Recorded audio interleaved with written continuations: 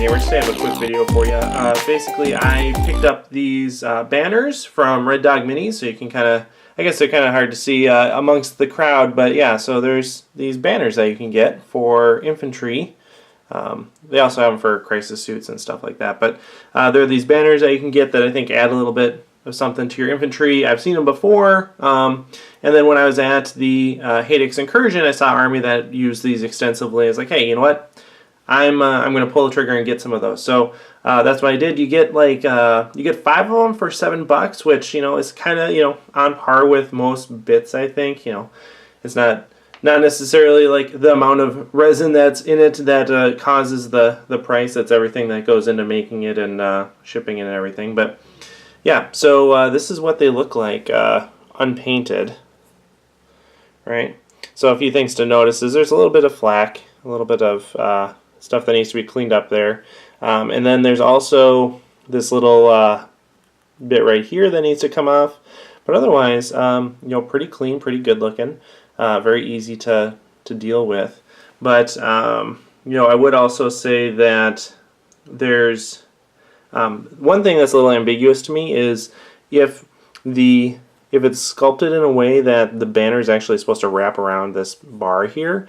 It looks like almost, maybe, but there's not a real clear delineation where that would actually be overlapping here. So I haven't painted that on here. You can see the pole is a different color than the banner itself. But yeah, and you know what? I might actually end up repainting some of these just because I'm not super happy with the freehand work that I did on that. But more or less, that's how they look.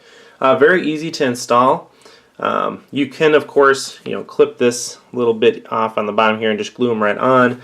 But I basically just used a 1/16 inch drill bit and put that into the base of the backpack. So if we're talking about having the banner mounted here, you can see it just goes in there, and there's a little hole right there. Very easy to install. Of course, it's probably a little bit better if you do it before you assemble the model. I'm retrofitting these models with the banners, so it's not going to be perfect, but more or less worked out pretty darn well. I'm not sure if I want to glue these in or not. I kind of like the idea of leaving them unattached just for storage and transport. But of course, then they wiggle around a little bit, so we'll have to see. But I think leaving them unattached will work out just fine. I have a few more I'll mock up, but these are both basically just supposed to be my Shazui for my Fire Warriors. I was thinking about maybe putting them on my Breachers and Pathfinders as well, but I think the fluff of those teams doesn't quite work with a banner.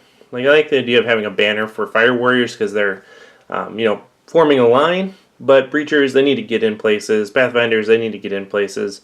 So having a banner doesn't work out as well for them. Alright, so let me know what you think in the comments below. I'll provide a link to the banner so you can check them out if you're interested. But as always, thanks for watching, and of course, happy wargaming.